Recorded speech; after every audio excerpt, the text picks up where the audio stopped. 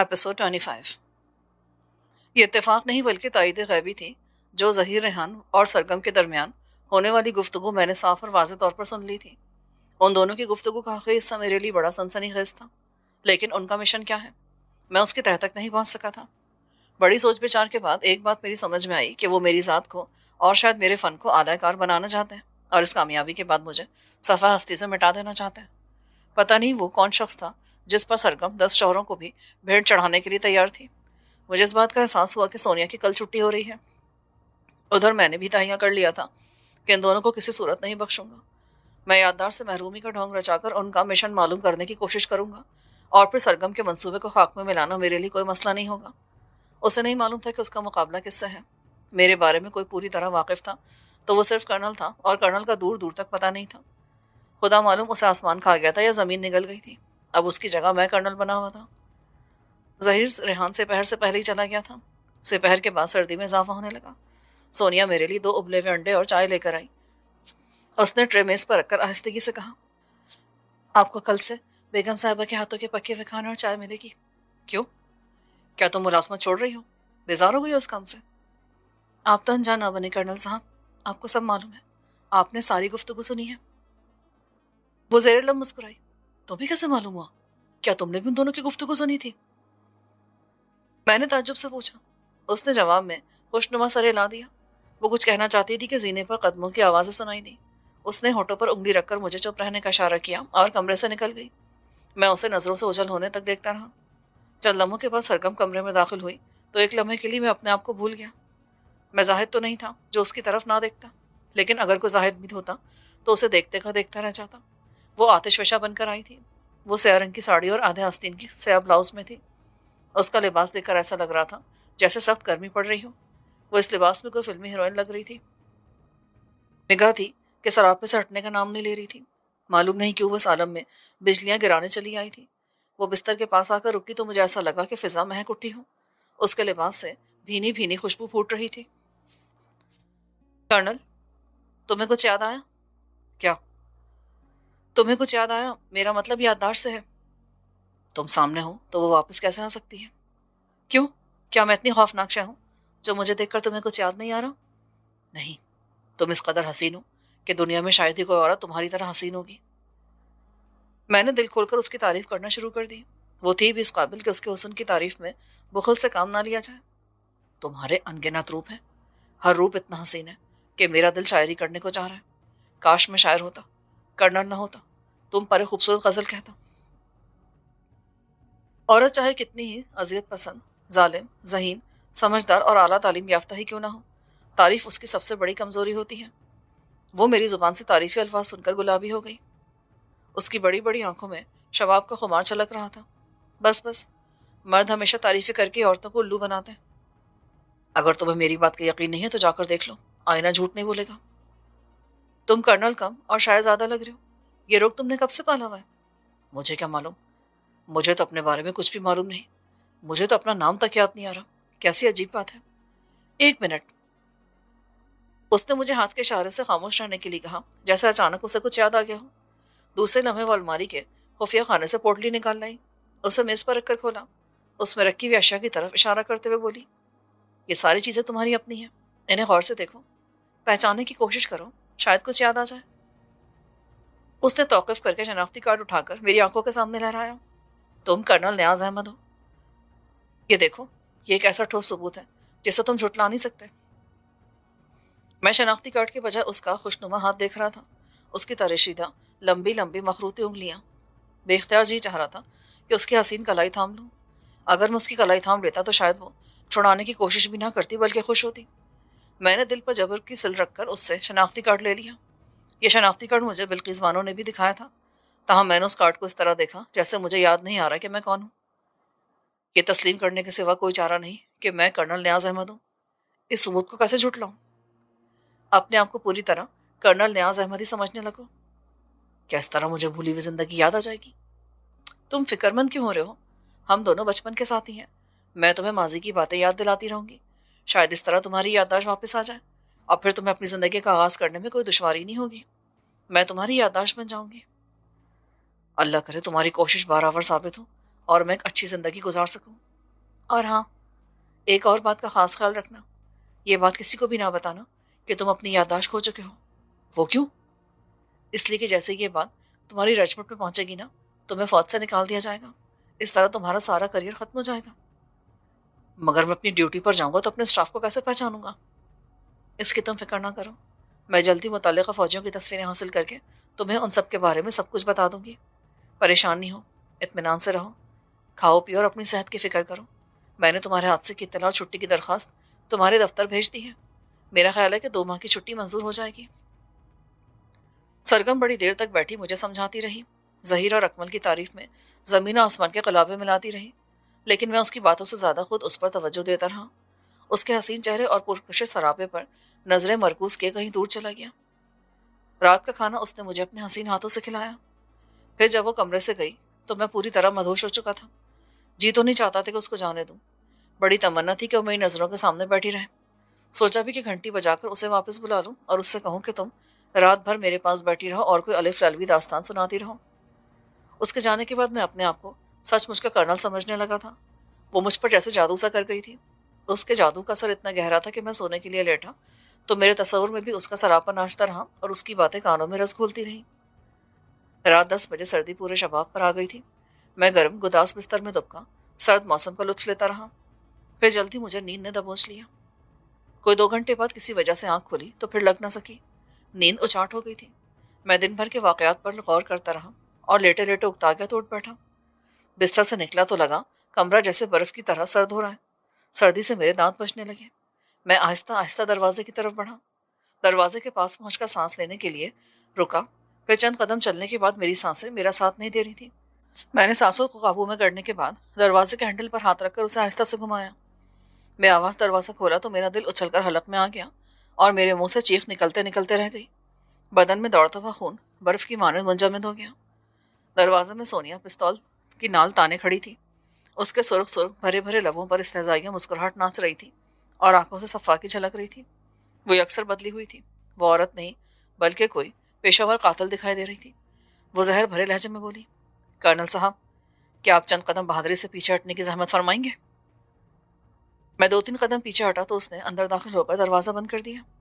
پستول کی نال کا رخ میری پیشانی کی طرف کرتے ہوئے بولی، بڑی نوازش ہوگی اگر آپ کرسی پر تشریف رکھیں۔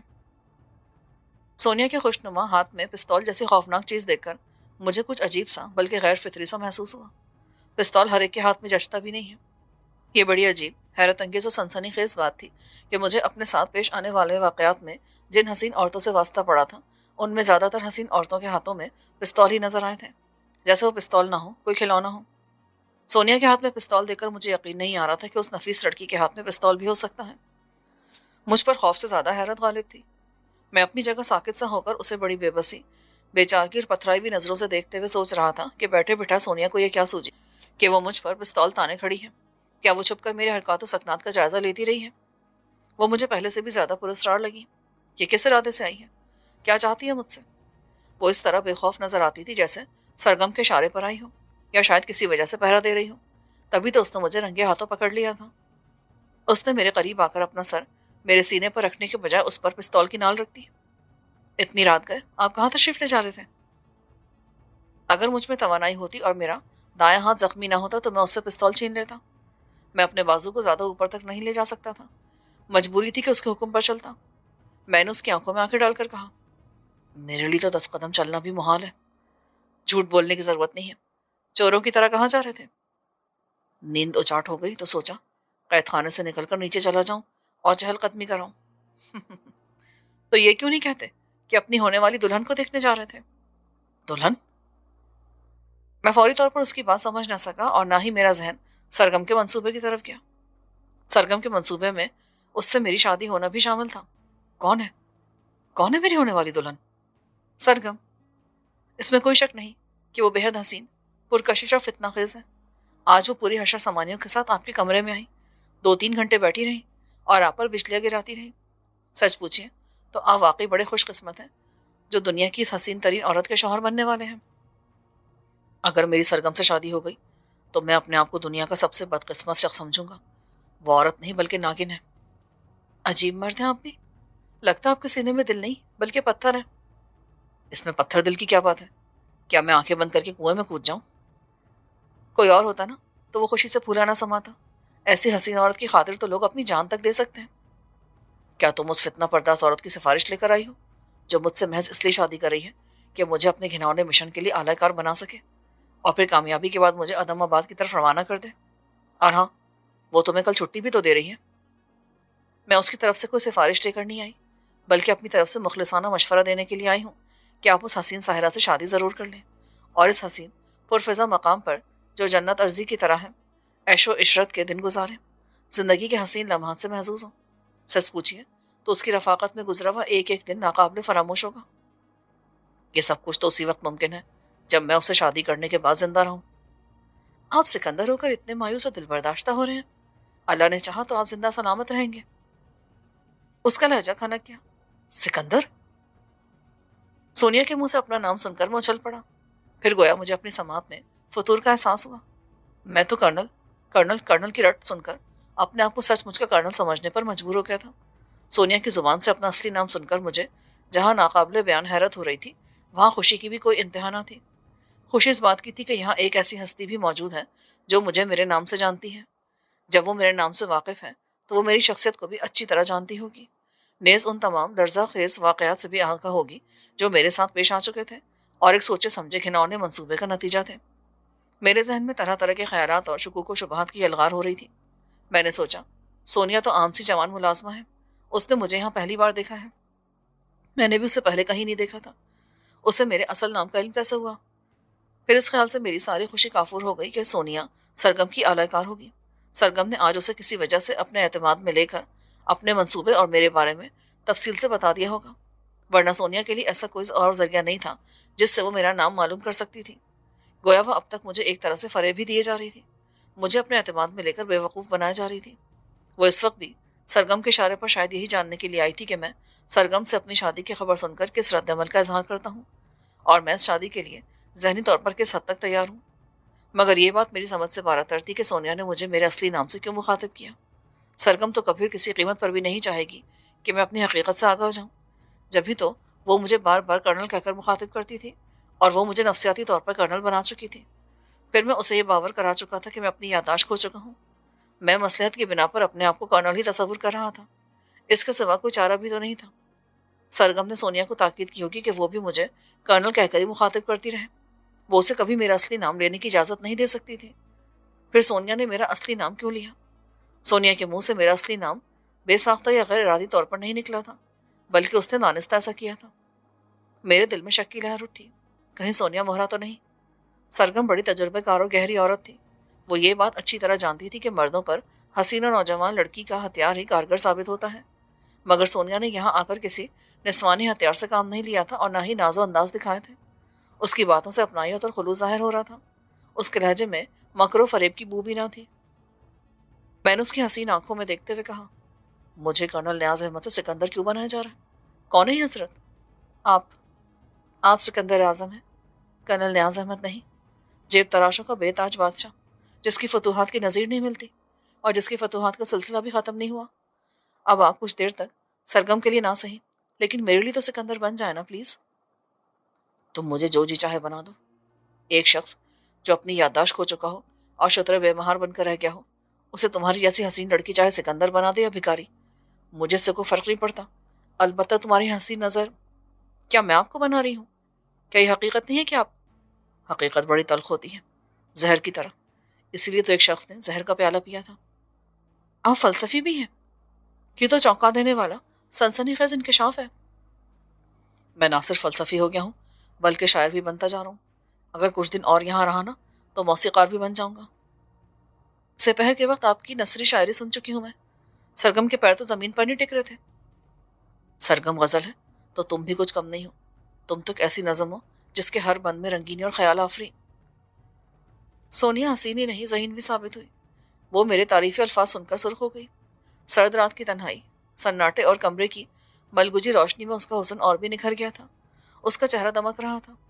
وہ تیزی سے میری بات کاٹ کر بولی، آپ ایک اچھے شاعر ضرور بن سکتے ہیں کیونکہ آپ کو الفاظ تراشنے آتے ہیں، مگر یہ موقع شاعری کا نہیں، یہ تو فرصت کی بات ہے. فرصت ہی فرصت ہے. نظروں کے سامنے چودھویں کا چاند ہو تو ہر شخص کو شاعری ہی سوچتی ہے. اور پھر تمہیں کیا معلوم کہ چاند کو روبرو دیکھ کر دل کے ماروں پر کیا گزرتی ہے؟ دل میں درد سا جاگ اٹھتا ہے، خواب دیدہ سینہ، دل برداشتہ نہ ہو، ایسے شب و روز چند روز بعد آپ کی زندگی میں آنے ہی والے ہیں۔ تم میرا سپنا ہو، کیا میرا سپنا کسی روز حقیقت بھی بن سکتا ہے؟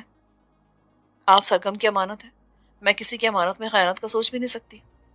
سوچنا چھوڑ دو سونیا، محبت کرنے والے کبھی نہیں سوچتے، اسی لیے محبت اندھی ہوتی ہے، عظیم ہوتی ہے۔ خدا کے لیے سنجیدہ ہو جائیں، یہ شاعری بند کریں اور کچھ دیر کے لیے کرنل کے خول سے نکل کر سکندر بن جائیں۔ مجھے آپ سے کچھ ضروری باتیں کرنی ہے، میرے پاس وقت کم ہے۔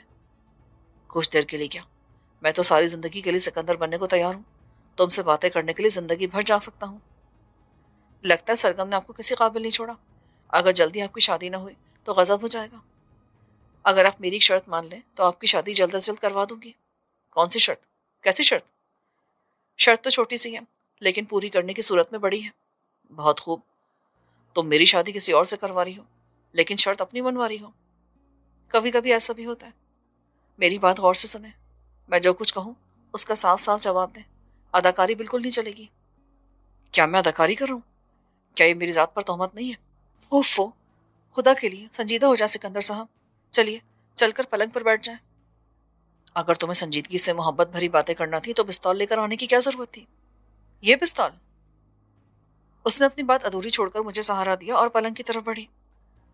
کیا ہی اچھا ہوتا اگر تم مجھے اسی طرح سہارا دیتی زندگی بھر چلتی رہو۔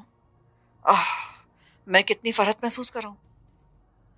وہ زیر لب مسکرا کر رہ گئی، پھر اس نے مجھے پلنگ پر تکیوں کے سہارے بٹھا دیا، میرے جسم پر کمبل لپیٹ دیا، خود کو اس اونی شال میں لپیٹ لیا جو اس نے الماری میں سے نکالی تھی۔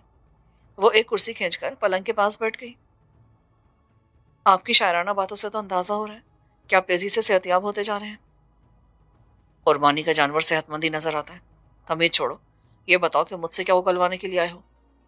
اگلوانے کے لیے آئی ہوں؟ کیا مطلب؟ کیا آپ کو مجھ پر کوئی شبہ ہے؟ ہاں، تم سرگم کی ملازمہ نہیں بلکہ اس کی دوست ہو اور مجھے اپنے جال میں پھانسنے کے لیے آئی ہو۔ میں سرگم کی دوست نہیں بلکہ دشمن ہوں۔ کیا آپ کو میری حرکات و سکنات سے اندازہ نہیں ہوا؟ اگر تم سرگم کی دشمن ہو تو وہ اب تک زندہ کیوں ہے؟ تم اس پستول سے اسے قتل کر کے فرار ہو سکتی تھی۔ حکم نہیں ملا ابھی۔ حکم نہیں ملا ابھی؟ کیا مطلب ہے تمہارا؟ کیا کسی نے تم کو منع کیا ہوا ہے؟ میں چونکا۔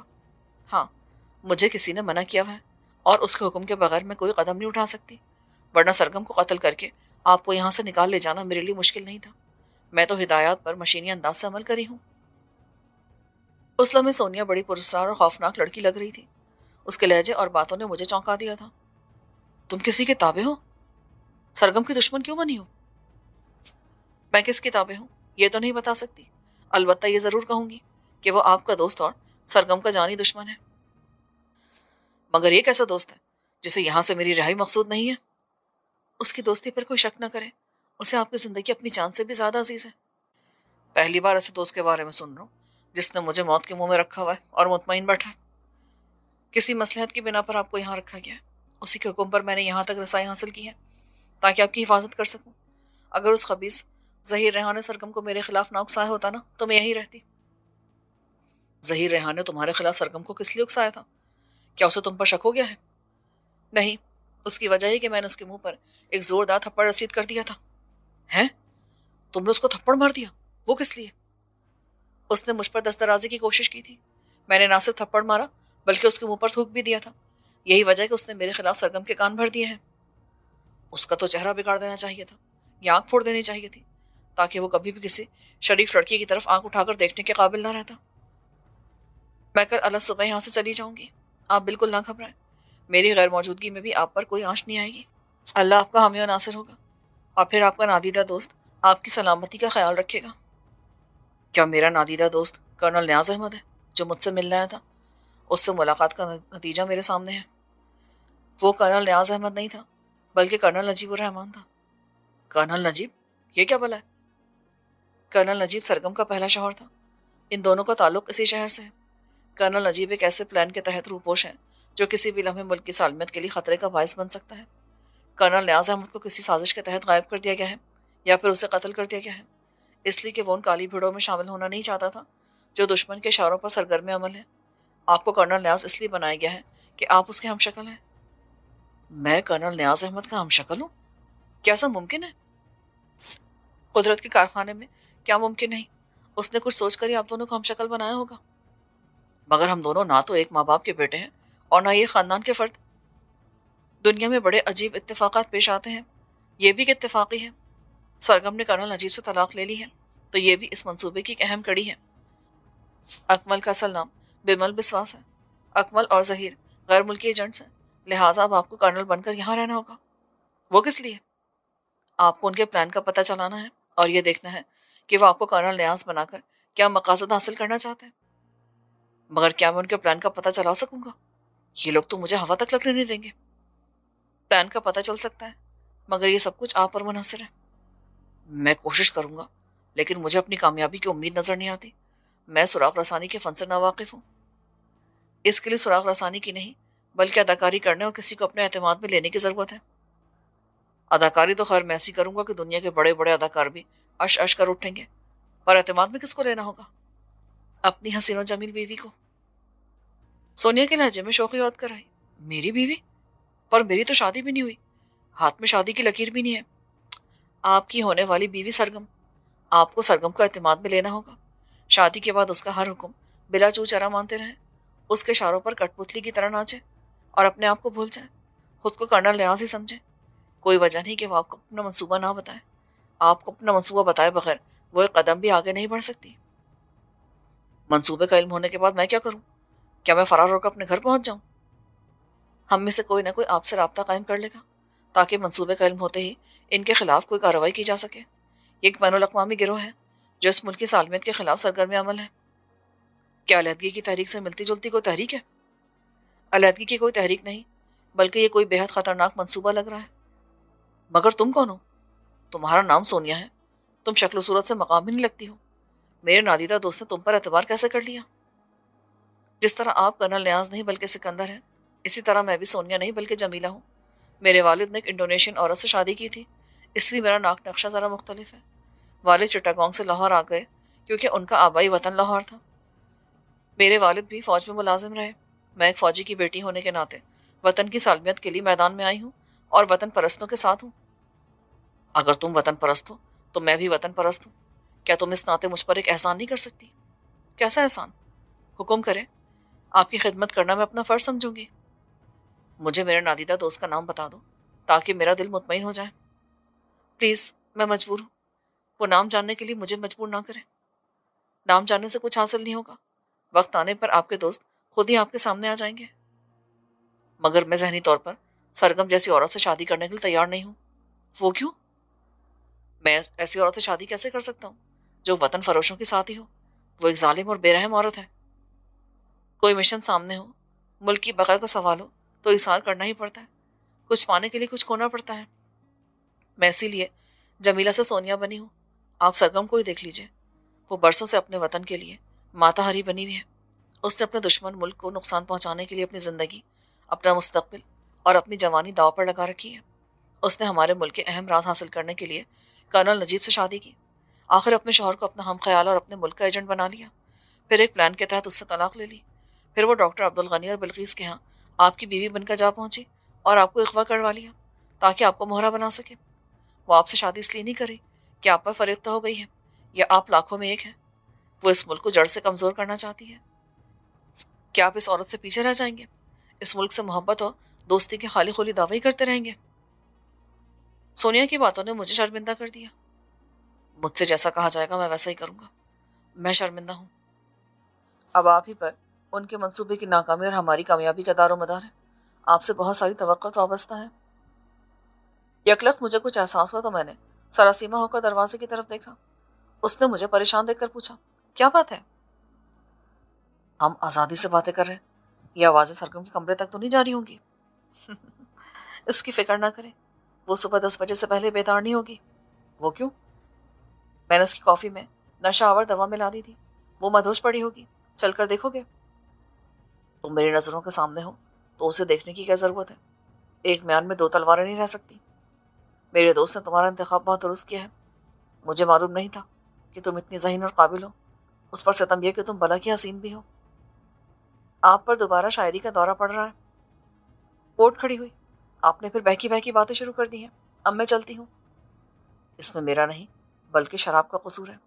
شراب؟ کہاں ہے شراب؟ ان آنکھوں میں۔ یہ آنکھیں مجھے اتنی دیر سے پلا جو رہی تھیں۔ اچھا۔ اللہ آپ پر اپنا رحم فرمائے۔ سرگم سے شادی ہو جانے کے بعد تو آپ ہاتھ سے گئے۔ وہ کیسے؟ وہ تو پرانی شراب کی مانند ہے، اس کا خمار ذہن سے نہیں اترتا۔ کہیں ایسا نہ ہو کہ آپ اپنے ساتھ ساتھ اپنا مقصد اور وطن کو بھی بھول جائیں۔ حسین عورتیں تو ہزاروں مل سکتی ہیں، کھویا ہوا وطن دوبارہ نہیں مل سکتا۔ عورت کا جادو مجھ پر بہت کم چلا ہے، بے فکر رہو، میں غافل نہیں رہوں گا اور اس ناگن کا سر کچل کر رہوں گا۔ اچھا سکندر صاحب۔ اس نے اونی شال طے کر کے واپس الماری میں رکھی اور میرے پاس آئی۔ آپ سے جلدی ملاقات ہوگی۔ خدا حافظ۔ میری کامیابی کے لیے دعا کرنا۔ سونیا چلی گئی لیکن جاتے جاتے اپنی مہک چھوڑ گئی۔ شدید سردی میں نرم گرم بستر میں دب کر رہنے کے باوجود نیند میری آنکھوں سے کوسوں دور تھی۔ میری نیند سونیا کی عظیم شخصیت لے گئی تھی۔ میں نے اکتا کر میز سے سگریٹ کیس اٹھا لیا۔ چائے اور سگریٹ کی طلب ہو رہی تھی۔ سگریٹ کیس کھولا تو دفعتاً مجھے یاد آیا کہ میں نے سونیا سے ذکیہ خانم کے بارے میں تو کچھ پوچھا ہی نہ، اور نہ ہی یہ دریافت کیا کہ میں کس جگہ پر ہوں۔ سونیا سے میں ذکیہ خانم کے بارے میں معلوم کر لیتا تو میرے لیے کتنا اچھا ہوتا۔ شاید اسے بھی بتانا یاد نہیں رہا۔ اس میں کچھ غلطی میری بھی تھی، میں جو چھیڑ چھاڑ میں لگ گیا تھا۔ ذکیہ کے بارے میں پتہ چل جاتا تو دوست و دشمن میں امتیاز آسان ہو جاتا۔ پھر خیال آیا کہ ذکیہ خانم نیاز کی دوستی ہوگی، شاید وہ بھی کسی فوجی کی بیٹی ہوگی۔ وہ شاید ان خطرات سے آگاہ تھی جو میرے گرد منڈلا رہے تھے، اور اسے سرگم کے ارادوں کا علم ہو گیا ہوگا، جبھی تو وہ مجھے ہر قیمت پر یہاں سے نکال لے جانا چاہتی تھی۔ میں سونیا کی باتوں کی روشنی میں غور کرنے لگا کہ مجھے حالات کا کس طرح مقابلہ کرنا چاہیے، میں کس طرح اپنے آپ کو اہل ثابت کر سکتا ہوں۔ میں تو ایک جیب تراش ہوں، نہ کسی فلم کا ہیرو اور نہ ہی زندگی کے سٹیج کا۔ فوجی بھی نہیں ہوں اور کوئی غیر معمولی آدمی بھی نہیں، ایک عام سا شخص ہوں۔ مجھے سامنے اندھیرا سا دکھائی دے رہا تھا۔ اس اندھیرے میں میرا نادیدہ اور مہربان دوست حوصلے کی کرن بن کر نمودار ہو رہا تھا۔ میں نے سوچا، اللہ کی ذات پر بھروسہ کرنے سے ہر مشکل آسان ہو جاتی ہے، یہ کام بھی آسان ہو جائے گا۔ اب بہت ساری باتیں میری سمجھ میں آ رہی تھی۔ کرنل نجیب جب مجھ سے ملنے آیا تھا تو وہ مجھے دیکھتے ہی کیوں چونکا تھا؟ اسے میری کرنل نیاز سے حیرت انگیز مماثلت پر حیرت ہوئی ہوگی۔ مجھے یہاں جس مقصد کے لیے لایا گیا تھا اس کا پس منظر شاید یہ تھا کہ مجھ سے ایک ایسا کام لیا جانے والا تھا جو میرے یعنی کرنل نیاز کے بغیر انجام نہیں پا سکتا تھا۔ مگر میں اس حسین عورت کا معمہ ابھی تک حل نہیں کر سکا تھا جو ساحل سمندر پر مجھے قتل کرنے کے ارادے سے لے گئی تھی۔ میں اس کے بارے میں سوچ رہا تھا کہ آنکھ لگ گئی۔ جب میں جاگا تو صبح ہو چکی تھی، دن خاصا چڑھایا تھا۔ میں باتھ روم جانے کے لیے بستر سے اترا تو لگا کسی قدر توانائی لوٹ آئی ہے۔ جب میں باتھ روم سے آ کر لیٹا تو تھکن سی محسوس ہو رہی تھی، لیکن اتنی نہیں جتنی پہلے تھی۔ کوئی 10-15 منٹ بعد میرے کمرے کا دروازہ کھلا۔ سرگم کا سراپا نمودار ہوا۔ وہ ہاتھوں میں ٹرے سنبھالے کمرے میں داخل ہوئی۔ ٹرے میں ناشتہ تھا۔ ناشتے سے زیادہ سرگم نے اپنی طرف متوجہ کر لیا۔ اس کے ریشمی سیاہ بال شانوں پر بے ترتیب پڑے تھے، جس نے اس کے حسن میں اور اضافہ کر دیا تھا۔ اس کی بڑی بڑی جھیل جیسی آنکھوں کی گہرائیوں میں نیند کا خمار بھرا ہوا تھا۔ مجھ پر نشہ چھانے لگا۔ وہ مخمل کے گاؤن میں ملبوس تھی۔ اس نے میز کے قریب پہنچ کر ٹرے رکھی اور پھر میری طرف گھوم کر مسکرائی۔ کیسی طبیعت ہے کرنل؟ کل سے تو بہتر ہوں بہت، رات نیند بھی خوب آئی، کچھ دیر پہلے ہی جاگا ہوں۔ آج ناشتے میں بہت دیر ہو گئی، معافی چاہتی ہوں، کل سے ٹھیک وقت پر ناشتہ مل جائے گا۔ سونیا کہاں ہے؟ وہ ناشتہ لے کر کیوں نہیں آئی؟ تم نے کیوں زحمت کی؟ میں نے انجان بن کر پوچھا۔ سونیا؟ میں نے اسے آج چھٹی دے دی ہے، وہ اللہ صبح ہی چلی گئی۔ وہ کیوں؟ بہت کام چور تھی وہ، سست اور کاہل بھی تھی۔ پھر حسین اور نوجوان نوکرانیوں کا کوئی بھروسہ نہیں ہوتا۔ گھر کے مردوں پر ڈورے ڈالنے لگتی ہیں کیا؟ ہاں، وہ ظہیر ریحان پر ڈورے ڈال رہی تھی تاکہ اس کی جیب صاف کر سکے۔ میں نے موضوع بدلتے ہوئے کہا، میرے ناشتے کی وجہ سے تمہیں اپنی نیند خراب کرنا پڑی، تمہاری آنکھوں میں تو ابھی تک نیند بھری ہوئی ہے۔ بستر سے نکلنے کو دل نہیں چاہ رہا تھا، مدہوشی سی تاری تھی، جیسے کسی نے نشے کی کوئی چیز گھول کر پلا دی ہو۔ معلوم ہوتا ہے کہ تم تیار ہو کر ناشتے کے انتظار میں بیٹھے تھے۔ I am so sorry colonel. اس نے میری پشت پر 2 تکیے رکھے تو میں آرام سے بیٹھ گیا۔ پھر اس نے ٹرے میری گود میں رکھ دی۔ تم ناشتہ کرو، میں بھی اتنے میں تیار ہو کر اور کافی بنا کر لے کر آتی ہوں، صرف 10 منٹ میں۔ وہ لہراتی ہوئی چلی گئی۔ ناشتے کو دیکھا تو بھوک چمک اٹھی۔ ٹرے میں چکن سوپ، سلائس، مکھن، دودھ، کارن فلیکس اور ہاف فرائی انڈے شامل تھے۔ چکن سوپ گرما گرم تھا، اس میں سے بھاپ اٹھ رہی تھی۔ میں ناشتہ کر چکا تو وہ دوبارہ کمرے میں داخل ہوئی۔ اس بار وہ کالے رنگ کی قمیض اور جینز میں تھی، اوپر سے کالے رنگ کا چرمی جیکٹ پہن رکھا تھا۔ اس پر کسی امریکی عورت کا گمان ہو رہا تھا۔ ٹرے میں میرے لیے وہ کافی رکھ کر لے آئی تھی۔ اس نے کافی کا مگ میری طرف بڑھاتے ہوئے کہا، ناشتہ کم تو نہیں پڑا؟ کہ ناشتہ تو مجھے بھوکا مار دے گا، اس سے نہ تو پیٹ بھر سکتا ہے اور نہ ہی طبیعت سیر ہو سکتی ہے۔ ناشتے میں جو کھانا چاہتے ہو بتا دو، کل سے کوئی شکایت نہیں ہوگی۔ جب تم کسی ملازمت کا بندوبست کر لو گی نا تب بتاؤں گا۔ میں نہیں چاہتا کہ تم میری خاطر کچن میں قید ہو کر رہ جاؤ۔ اب میں کوئی ملازمہ نہیں رکھوں گی، میرے ہوتے ہوئے کسی ملازمہ کی ضرورت بھی کیا ہے؟ میں نے حیرت سے کہا، کیا تم خود کو باورچی خانے اور گھر کی صفائی کے لیے وقف کر دو گی؟ کیا تم یہ کام سنبھال سکتی ہو؟ ہاں، میں ہمیشہ ہمیشہ کے لیے تمہاری قیدی بن چکی ہوں۔ مجھے آج سے اپنی کنی سمجھو، جو کام کہو گے وہ میری سر آنکھوں پر ہوگا۔ قید میں تو میں ہوں ملکہ عالیہ، کہیں ملکہ بھی غلام ہوتی ہے؟ وہ تو مردوں کو غلام بنا کر رکھتی ہے۔ تم نے تو مجھے اپنے دل کے قید خانے میں بند کر لیا کرنل۔ میں نہ کہیں آ سکتی ہوں اور نہ کہیں جا سکتی ہوں۔ جی چاہتا ہے تمہاری نظروں کے سامنے رہوں، ایک لمحے کے لیے بھی دور نہ جاؤں۔ وہ جتنی دیر میری نظروں کے سامنے رہی میری آنکھوں میں جذب ہوتی رہی۔ ناشتے کے بعد وہ کافی پیتے ہوئے بولی، میں خریداری کے لیے صدر جا رہی ہوں، واپسی میں 2 گھنٹے لگ جائیں گے۔ اکیلے گھبراؤ گے تو نہیں؟ گھبراؤں گا تو نہیں، البتہ۔ البتہ کیا؟ میں یہ 2 صدیاں کیسے کاٹ سکوں گا؟ 2 صدیاں نہیں، صرف 2 گھنٹے، 2-3 گھنٹے بس، اور 3 گھنٹے تو پلک جھپکتے میں گزر جائیں گے۔ ظالموں کے لیے 3 گھنٹے 3 لمحے بھی ہو سکتے ہیں، مگر مجھ جیسے غریب کے لیے 3 صدیوں سے کم نہیں ہوتے۔ اب تو تمہارے بغیر میں ایک لمحہ بھی نہیں کاٹ سکتا، 3 گھنٹے کیسے گزریں گے؟ کرنل، تمہاری شوخیاں بڑھتی چلی جا رہی ہیں۔ ایک تو تم نے مجھے میری یادداشت سے محروم کر دیا، اور اب اپنی غربت سے 3 گھنٹے کے لیے محروم کر رہی ہو۔ میں نے تمہیں یادداشت سے محروم کر دیا؟ وہ کیسے؟ تمہیں کس نے بتایا؟ وہ ایک دم سے گھبرا گئی۔ تمہارے اس چہرے و سراپے نے مجھ سے میرا حافظہ چھین لیا ہے۔ اگر تم اتنی حسین نہ ہوتی تو شاید میری یادداشت نہ جاتی۔ اچھا، اب میں چلتی ہوں، تم رومانٹک ہو رہے ہو، اگر میں بھی باتوں میں بہہ گئی نا تو کام دھرے کا دھرا رہ جائے گا۔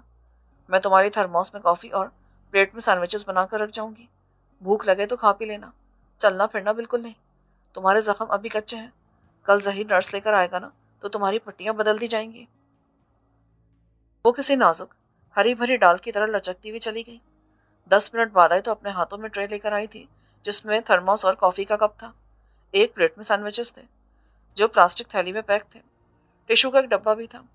وہ اپنا لباس بھی تبدیل کر آئی تھی، گہرے بھورے رنگ کی ساڑی، بلاؤز اور اسی رنگ کا اونی سویٹر جو پوری آستین کا تھا۔ اس نے بالوں کا جوڑا باندھ لیا تھا۔ وہ کسی اعلیٰ گھرانے کی بیگم لگ رہی تھی، باوقار اور نفیس سی۔ پھر میز پر ٹرے رکھ کر وہ مجھ پر اپنی دلکش مسکراہٹ نچھاور کرتی ہوئی کمرے سے باہر نکل گئی۔ کوئی 5 منٹ بعد میں نے موٹر بوٹ کا انجن اسٹارٹ ہونے کی آواز سنی۔ میں فوراً ہی پلنگ سے اتر کر کھڑکی کے پاس پہنچا۔ موٹر بوٹ کے انجن کی آواز معدوم ہوتی چلی گئی۔ اب میں تھا، گہرا سناٹا تھا اور تنہائی تھی۔